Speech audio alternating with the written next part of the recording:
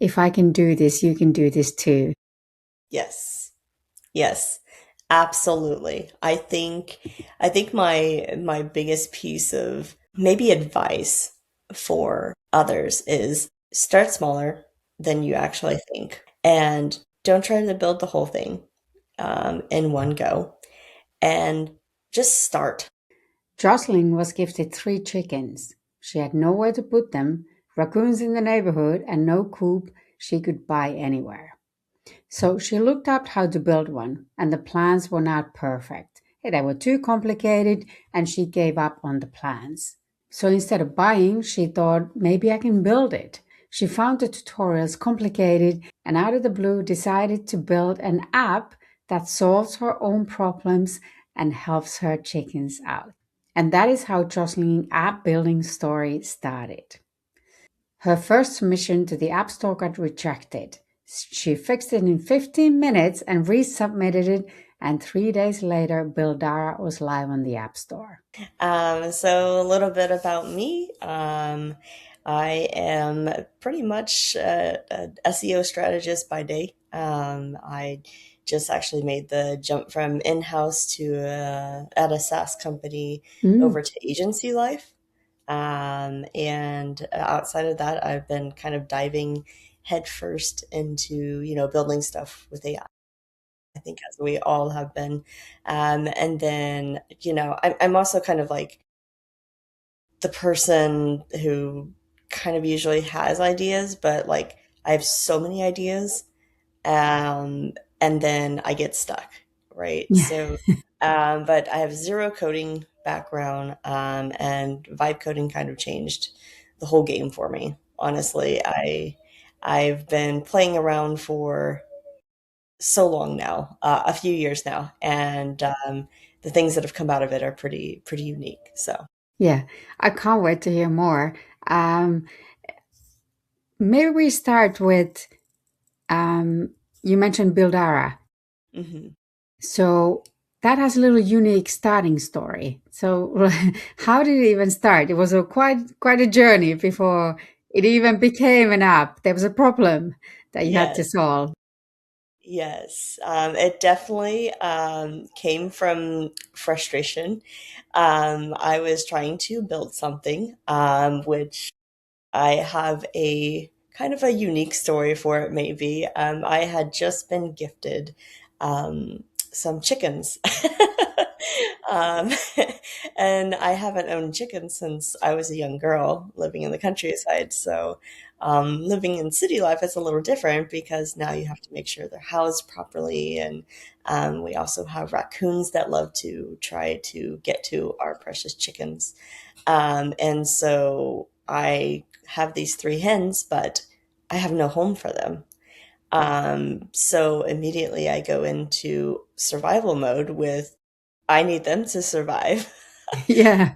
So I'm like looking on like local, platforms to try and see if I can find a chicken coop, and I cannot find anything at all. So I start researching how do I build one? And the things that I came up with were not great, and more complicated than I thought that I could actually achieve. So out of frustration, as I was driving, I stopped the car on the side of the road and I said, you know what?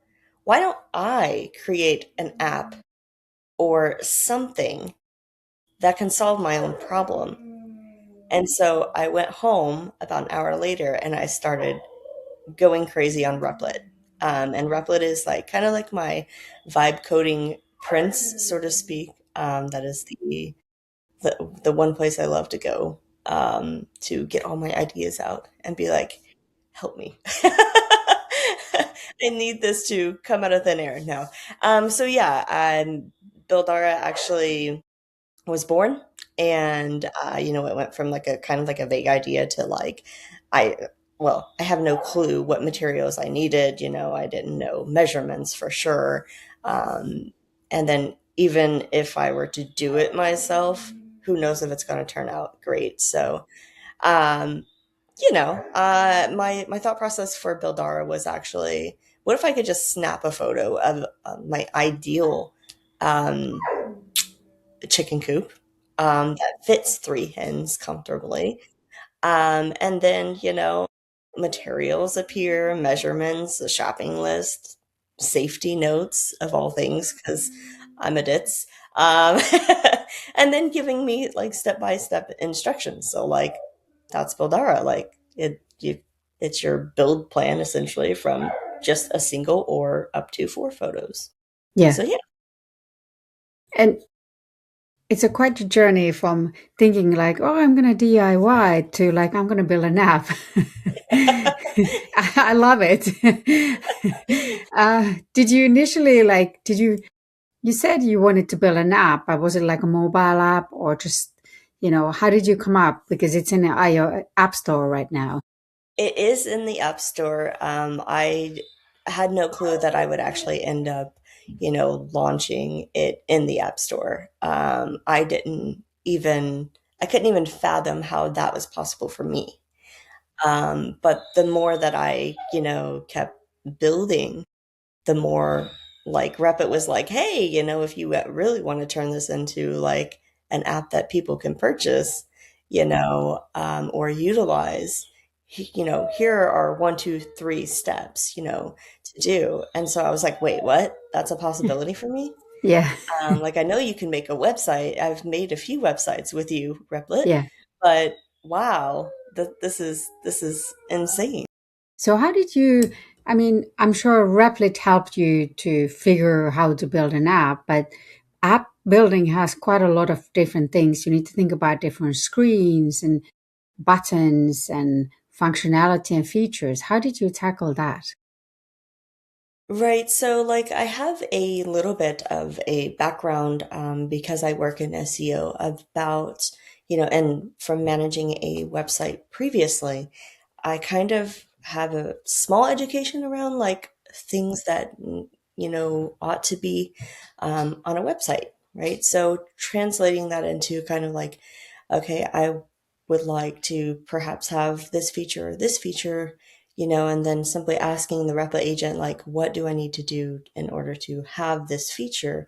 How complicated is it? What is the time it takes? So the thing I love about vibe coding, as we call it, right? So vibe coding is basically, building, some kind of software or app by describing essentially what you want and kind of letting the agent like write the actual code for you since I Yeah. cannot do that. And you don't, that's kind of the point. You don't need to know how to code, right? So, like, you're basically like a product manager and the AI is your engineer, right? So you simply describe the idea, it builds it, you tell it what's broken or what to change, and then, you just kind of keep reiterating from there. And before, like, I'd spend hours and hours and days, which extended into weeks. But when I built this app, I was so headstrong and so like I knew what I wanted. I had this idea in my mind, and I just knew I needed to bring it to fruition. So I think that I was heads down for maybe 2 days for about 8 hours each until I found a viable product that I was like, in my mind, this is good enough to launch. And historically, I think I've, gotten so in my head about it has to be perfect. Everything has to be perfect. Um, or it's not good enough, And so I really tried with this project to say, you know what, good enough is good enough. And I shipped it essentially. And so I think with building it on like Replit itself, um, it's I use the browser-based version, right? So you can basically build and kind of run code without having to set up anything on your computer locally. So um, I think describing what I wanted to the agent and watching it just kind of like generate. and like getting to see the actions live time on the right hand side screen, like it just keeps me going. Um, and then I get to test it right there, you know. And for like someone who's not a developer, I think that's a kind of a nice to have for sure, and kind of like a big deal. It is. Because there's no like, local environment stuff that will like get in your way essentially. So that being said, it's not by any means like a magic button. I want to preface that. There were definitely moments where like I described something and the AI would build it, but it'd break something else entirely, or I'd get stuck like trying to explain a more technical concept that I didn't fully understand yet myself. And then that's kind of where I learned a little bit about being just a little more specific, with the kind of prompts that I was putting through, and what I was actually getting out. And I think it definitely got better over time. So Yeah. Yeah. yeah. How did you tackle bugs and errors and things that, because it's always going to break at one Mhm. point or another, multiple times often. Like, were you just trusting Replit to fix it, or So I did a little bit of research on my side on the side as well, and I remember doing bug bashes via my job, and having everybody kind of join together. And so like I kind of like brought together like that experience in my head. And I was like, okay, everything from like there's a button that doesn't work, or the image isn't loading properly. The one issue that I think I really ran into was it would so I'm telling too much here, but it's okay. It's for informational purposes and education purposes. So there was a point where I had the image uploader, and then what it would do is, because it was using the AI chat version, was a lower version of ChatGPT. And so what it was doing is spitting out what was in the photo, um, which was not helpful. And so like I had to reiterate a few times to actually get it to, okay, the image appears to be, a chicken coop. Uh, it has this angle and this angle, and it looks to be about these dimensions, right? And so then I would keep submitting photos and testing to see if it was correct.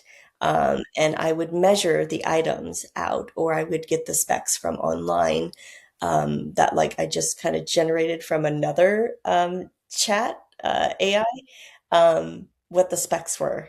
And so I was like, okay, that's realistic or that's not realistic, right?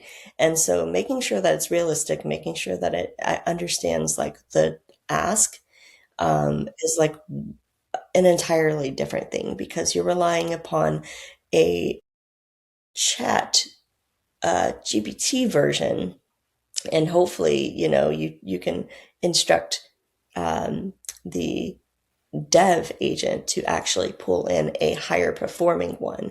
But being cautious of tokens, right? And yes? like usage. So that's a whole thing in itself. And I think I ended up just giving in and, making sure that I was covered for the token usage. So that was one of the issues I think that kind of arose. And then, so going back to like the just a few things. I think being clear about what you're looking to do or how you want it to perform is very, very vital. It's fun to play around, but also you don't want to eat up all your tokens and all that, because then you have to pay more. And as someone who was out of work at the time, I could not afford that. So being very, very more detailed, it for what I was inputting to get the output that I was looking for. Um, so, and I mean, AI is beautiful, but it can only, spit out and build what you like tell it to, essentially.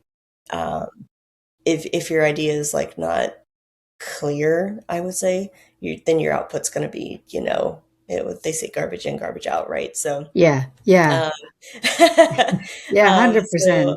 yeah, I think a lot of I don't. It's weird to call it a skill, even, but I guess it is a skill these days. It And is definitely.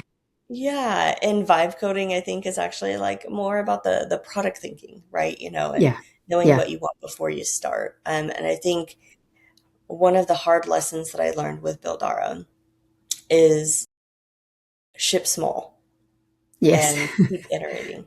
yeah, Um, Wanting to go from A to Z in 2 seconds flat is likely not going to be the best viable product. yeah, yeah, yeah. Did So, you split it in the beginning, or did you try to one shot the app? Initially, I was like, this is maybe not working. Did you then go back and start build it in features or sections or views? yes, I did that 4 or 5 times actually.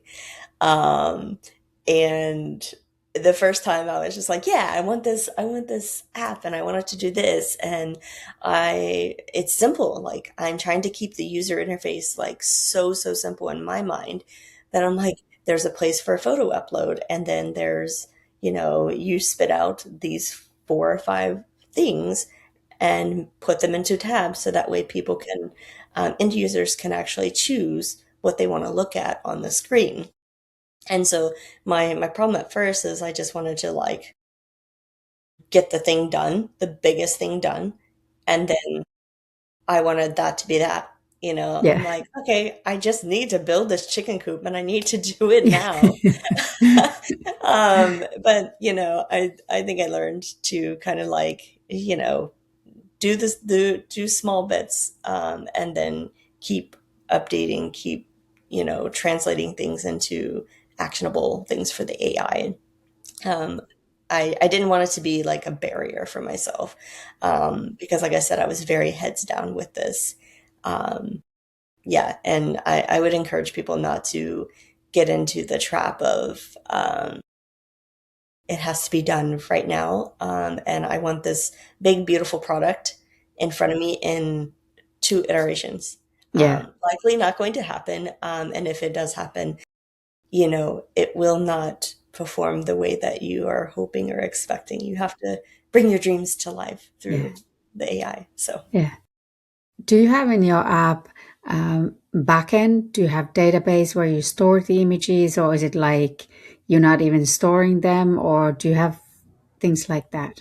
yeah, so not currently storing. It is like a feature that I would like to add. Well, technically, so the images come from the end user, right? The end user, is probably taking a screenshot on their phone, which saves it to their camera roll. And then so when they upload into Bildara, it's if they save the project, then yes, it will be saved, but it's just storage from their phone. It's not anything else. So Is that something that's coming up later, or is it it's on the list. I it's on would the say list? Yeah. I think I'm on V7 right now, of Bildara. Yeah, okay. And the other cool feature, along with the storage, for images and projects, is so right now it's pretty solid as an app, right? And it does the core thing that it does really, really well.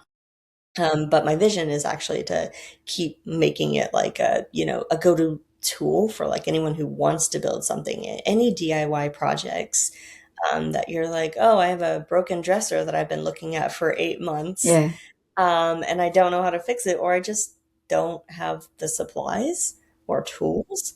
Um, you know, Take a picture in Bildara and, say, I need to fix this dresser. And you can even describe things like that. It appears that the second drawer, stem part is broken and I need to replace it, but I don't have this. You can chat with it because it has that function built in, and describe things and ask it questions as well. Or one, two, three, take a photo, have it generate. But the vision is I want to keep people um, fixing things, save them money. And I think if it's a weekend, woodworking project that they're, trying to get through, or maybe they're just trying to survive another IKEA box Yes. product. So that is like my second feature that I technically have available on the web app version, because I spit out a web app version as well, so that folks who don't want to download, maybe they can technically use it right now for free via the web app version. And you get 3 free analysis without having to pay anything, just for Okay. downloading it. Yeah. And then after that, it's $3.99 a month. Okay. Or I think I put $19.99 for a year. So I would like to expand it, though, on the iOS version to be able to handle specific use cases. And the use case that I'm working on right now as a feature is you can take a picture of the IKEA instructions. Yeah. I know are not the greatest, usually, because I myself have spent many hours and Yeah. broken like wrist, um, trying to do what the instructions are telling me, and just it's not working out. So you can snap a picture of the instructions and it will simplify it for you with check mark boxes that you can check off as you complete each step, Yeah. so that way you Yeah. don't forget where you are. So that's kind of a different one as well. And who How did, knows, maybe yeah. IKEA will want to do a deal with Yeah. me. Yeah. Forward How, thinking. yeah. How did you how are you managing, because you have three free try, like you can try 3 times. How have you managed it actually in the app? How does the app know it's free try, like So it's according to so you can upload up to 4 images, right? So if you upload 4 images and then you say, like, help me build, essentially, each time that, unfortunately, that's how it is currently. That's another version that I'm working on improving. But each time that it does a prompt and runs through, that is an analysis. So if you just take a picture of a wall, yeah. it will count as an analysis. So I would like to improve that, though, and that's another thing I'm working on, because I would like it to be able to save the projects, um, not only as you take it, because if someone if an end user it doesn't take photos in the way that maybe is like the most helpful for Mm, um, the app to help them, I don't want that to count against them. And I don't want someone to have to pay for an app that isn't helpful and doesn't provide value before they actually commit. Originally, when I was building this, another thing that I ran into was I was sick and tired of all of the paid subscriptions, paid apps. And so in my mind, I was like, I want to make this app free, because I know that the women builders of the world would love this. Um, and so because I wanted to make it free, um, I had a few options essentially with launching it in the iOS App Store. Um, I can either charge a very, very low fee, like 99 cents or something, to yeah. download, and you have it for life. Yeah. Or unless you delete it and then you have to re-download. But or I could have it as a free download, give end users a certain amount of tries, or trials, right? Or I could provide discounts as well, which is something I didn't realize that I could Yeah. do for like an app. Yeah. Um, I myself know that I've seen, oh, I get a discount, like, or someone's, letting me test an app or something. So I figured all of this out within a matter of like hours. Yeah. Um, and I I found out that doing in-app purchases was the way to go, actually. Mm. Yeah. It made things more streamlined and better for release as well. And so that's why I chose to not charge an arm and a leg, so to speak, for the app itself. I want it to be accessible to just about anyone in any country that needs it. So. Yeah. How have you built the paywall and how did you actually do the monetization? So the paywall is kind of like built in. It's built in with code, but it's also built in like App Store Connect. And the essentially like within App Store Connect, if I'm remembering correctly now, Yeah. I'm visualizing this. Yeah. It has options for like how much are you looking to charge, and it also has like um, for each country, it has like a translation of like what $1, $1 would be for other countries automatically, kind of. So I try to set the precedent there. Um, and then I use Revenue Cat as like a kind of like a my dashboard where I can see the amount of downloads, the you know amount of subscribers, what my monthly recurring revenue is. We're not there yet, but we're getting there.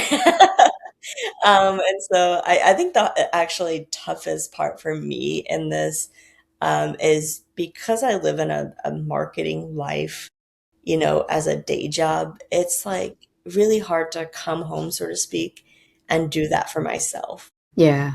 Yeah. So marketing the app is something I'm really trying to ramp up on and do better. So I've, started a TikTok and started Excellent. and started, a YouTube. I'm getting my content together to, launch. And I've got a little bit of traction on TikTok so far, and I'm Excellent. trying to Yeah. follow, Sabrina's rules for the game, Yeah. so to speak. And it's working, I'd say. But I need to put a little more time towards it. So. Yeah. Yeah. One platform I can also recommend is Pinterest. That's where a lot of DIYers live, and users are usually in there. They're trying to improve something in their life, so that might be suitable for you. That's a good call out. Thank you. So, I highly didn't recommend even that. think about Yeah, that. yeah. So that's really good one. Yeah. So how do you balance, because you are using AI in the background Hmm. and you still have like affordable monthly fee? How do you balance that you don't go in the negative if somebody's ramping up loads of images, or Hmm. do you have some guardrails? I have guardrails put in place up to a certain amount so far, and that's kind of a, a nice to have that I kind of built in with it. Now, because I haven't reached that limit, I will find out when I get there, I think. But I think by that time I will have been in a better position, regardless, for the credits tokens. I actually did kind of increase my monthly amount for my creator, Replit version, and then I actually switched from ChatGPT to Claude, full stop, um, because I think Claude Code helps me and Claude Cowork helps me a lot more um, than ChatGPT did Yeah. for the last 3 years. Okay. So I was one that, with ChatGPT rolling out, like I was on it. I was trying to use it for as much as I possibly could. If I needed to build a vacation schedule, like I used ChatGPT. If I needed to plan a romantic date night for me and my fiance, I Yeah. would do that. Yeah. So yeah, I try to use it as much as possible, but I don't think I ever had a credit issue with using it on the daily, um, on the $20 a month plan. Now with Claude, it's a little bit different, because I find myself using it for more complex projects.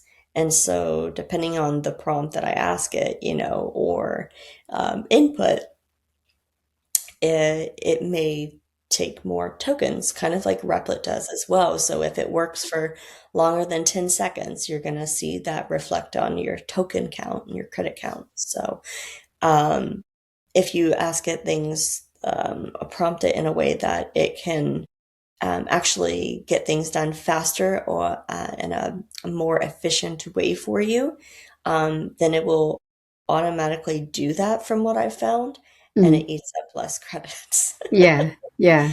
So Yeah. it's just really about the balance is honestly about like being specific enough, giving it enough context and ideas, so to speak, to kind of bounce back at you, ask you clarifying questions, to get the more viable product out to you faster. Yeah. Yeah. We've been talking a lot about kind of the coding or maybe the technical side. How did you tackle the visual side? You had to create an app icon and app store screenshots and decide a brand color and maybe even fonts. How did you tackle that? Will honestly say I relied upon Replit for that a little more heavily than I care to admit. Um, but it took probably about 8 to 10 iterations, because I wanted the B for Bildara to kind of look like tools or like plywood, and be fun and playful. So that way, when someone visually saw that on the App Store, they would be like, "Oh, that's kind of cool and unique." And then, as far as the colors, I like the navy blue and orange colors. Naturally, I'm a neon green girl, but Okay. with with accessibility and Yeah. understanding accessibility, uh, because I come from that background as well, that would not be nice for anyone with eyesight issues so I wanted to be more inclusive, if I could, with the orange and the navy blue, and then like white text or uh, darker text, so that way it's visually more like easy to see. But also, I think the font I wasn't as picky about. I wanted like I just knew, because I don't know all the fonts, right? Not as familiar. I just knew that I wanted a fat B. Yeah. And so that's the visual Yeah. that was going on in my mind.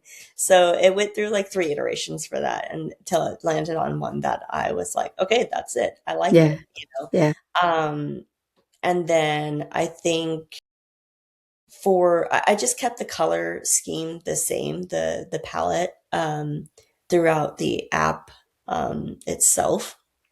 Um, I think primarily because it felt not gender specific to me, and it felt like an inspiring palette, if that makes Yeah. sense. It's Yeah. just I kind of went with my gut with it, and I was like, okay, this is beautiful in my eyes. Yeah. Yeah. And so I think in the past, when I've launched other products or websites, I've gotten too carried away, or just left myself kind of unhappy, and it Mm. stopped my progress for Yeah. something as simple as like, oh, my logo sucks, or I don't like my logo. Nobody else is going to like my logo. So I think not overthinking the little things like that, because you can always update over time. Companies do it all the time.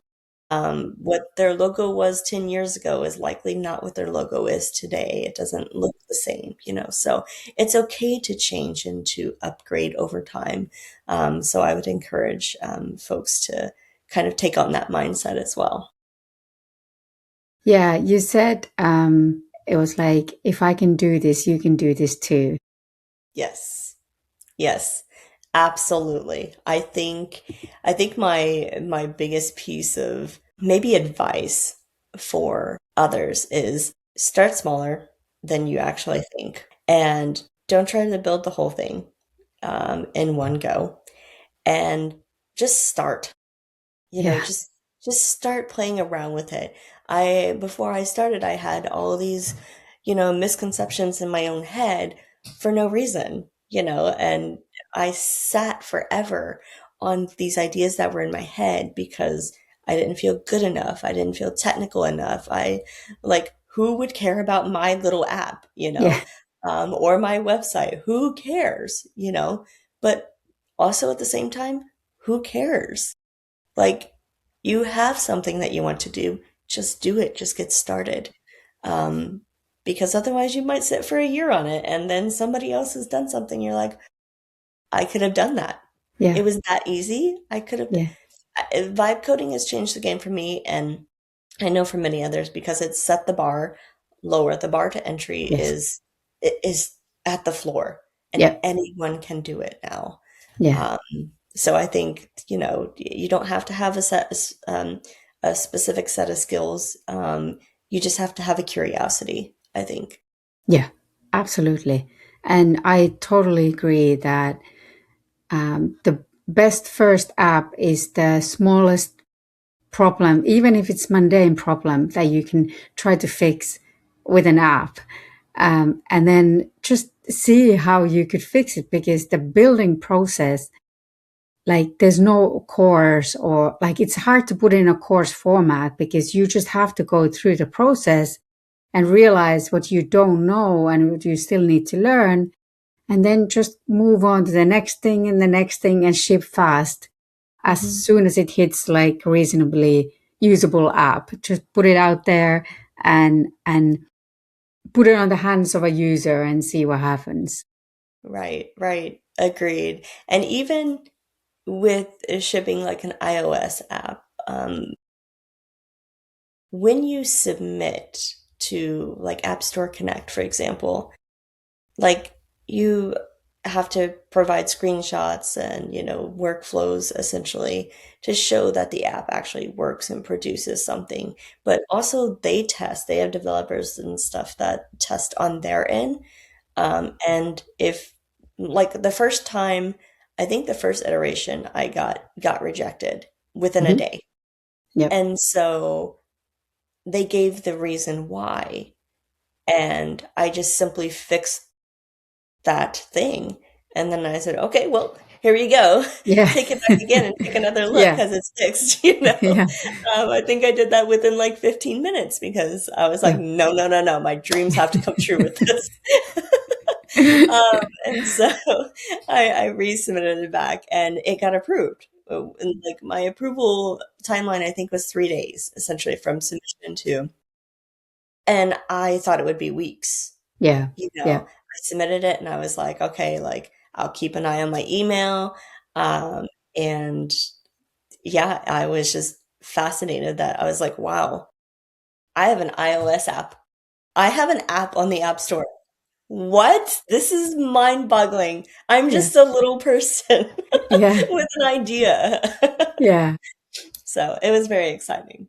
It is, and it's a huge achievement. I mean, sometimes when you are in the process, you don't think it's that much, because you just move. You're almost like a blinders on and just go into the next thing. But with these chats, I've gone through the process myself at many times. But when I listen to like you, how many things you've had to tackle to actually get the app all the way to the app store, and just not give up, and just like, I'm gonna do this.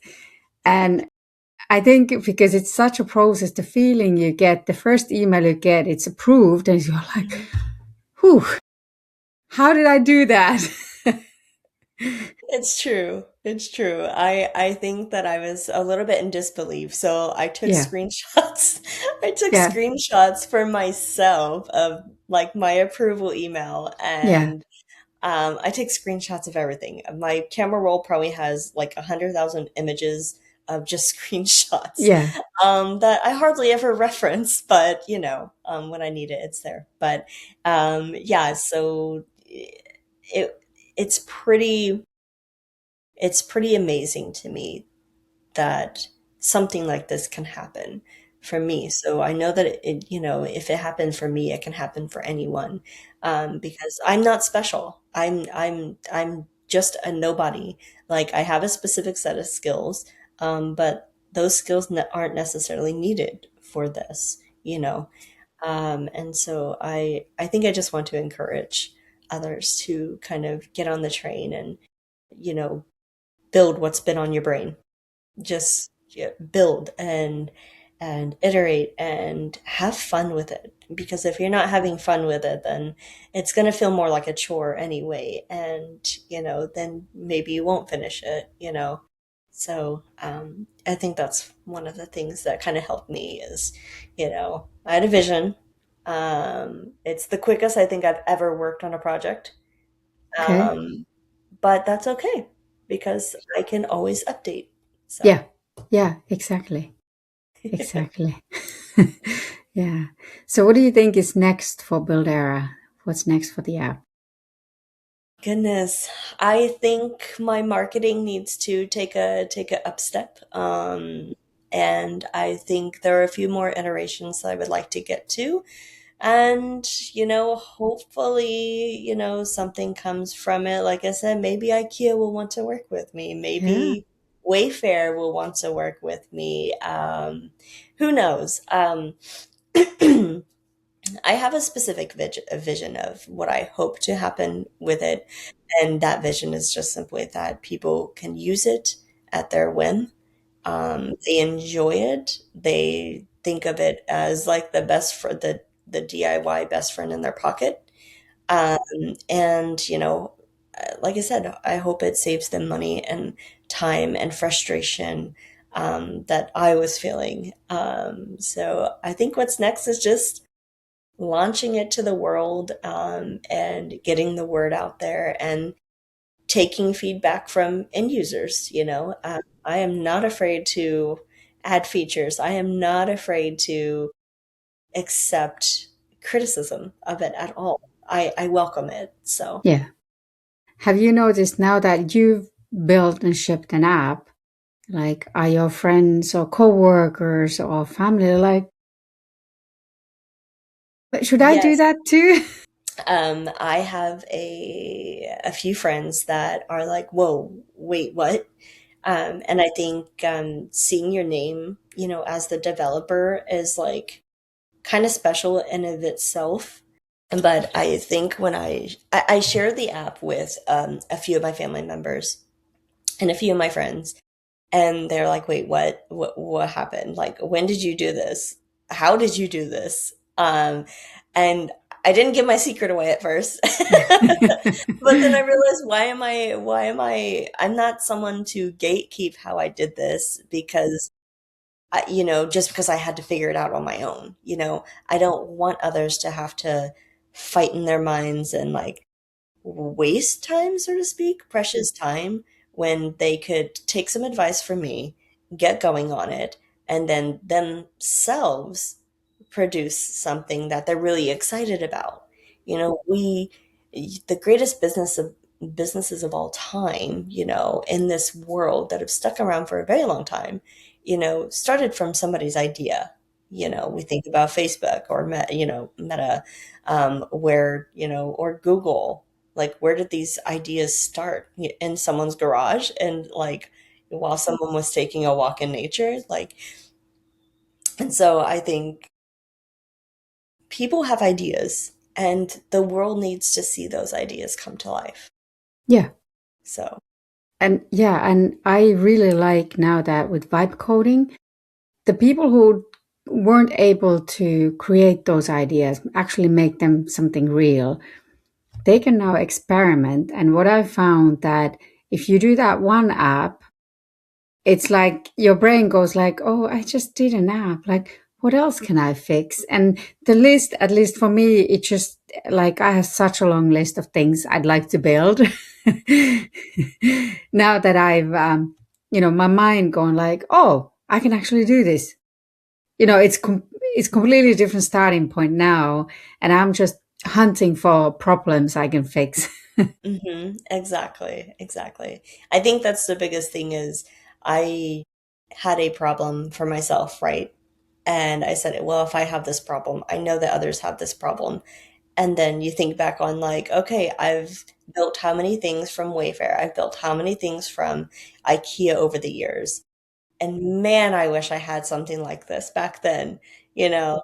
So it solves multiple issues, right? When you go looking for problems to solve, you're like, okay, what is a problem in the world that many, many people, or you think many people would have, right? You just have to think that many people have a problem.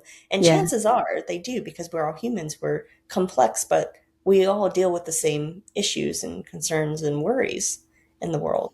So solving someone's problem or your own problem will automatically, help the end game, so to speak. yeah, yeah, And so letting your creative juices flow, and I think just experimenting, that's what vibe coding is all about. Just have a conversation with Replit or Lovable and just see where it takes you.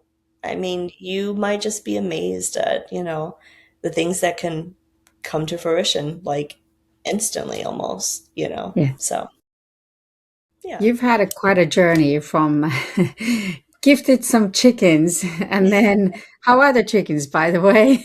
Chickens are fabulous. They're loving their new coop. They are laying eggs every day. Excellent. And Yeah. so that is beautiful. Now my goal is to get a double yolk.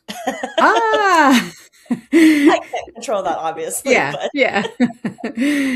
So now you have happy chickens, um, and you build an app. What has been the most unexpected thing that's happened in this journey? think I'd have to say my confidence, honestly. My confidence in my ability and the understatement of the experience that I actually do have. We think of we don't think of ourselves as having anything to offer the world. I think, or at least I do. And so I think the I think the confidence boost that I've gotten has actually helped me, from accomplishing getting an app on the App Store. It's helped me to put other things into play and to keep taking action and keep showing up. And now I don't want to shut up about it. I just want to tell the world. I want to tell other women, especially, Yeah. you can do this. I Yeah. I know you can do Yeah. this. So I think that's the biggest thing, and it feels good to build something because before it would have taken thousands and thousands of hours and thousands of dollars to have someone build a website for you and have a developer and engineer work with you. So I think we can build things out of thin air pretty much these days. Yeah. Yeah. That Yeah. was very, very well done, and I totally agree. I want to thank you so much for sharing your story. It was really inspirational. I loved reading it from the surprise chickens into app developer. That's quite a big change. So I'm happy to that I got to hear what happened in the middle, in the messy middle of building an app. And I wish you all the best. And if you can quickly tell people how they can find your app and if they want to contact you, where they can find you. Yeah, absolutely. So, you can find Bildara on the App Store, the iOS App Store. It's Bildara. Um, and also on TikTok. Yeah. It's Bildara ERA. So, yeah, that's where you can find me. And anytime that anyone has anything to offer, as far as features or questions, they can also ask that as well via emailing me, which the information will be on the App Store. Yeah. So, yeah. Awesome. Thank you so much. And thank you, Nina. I appreciate it. It was lovely getting to meet you, getting to have this discussion with you. And I'm looking forward to hearing other women's stories as well of like everything that they've built or wanting to build and just encouraging each other and uplifting one another. So, Yeah. yeah. Awesome. Thank you. Until next time, keep building.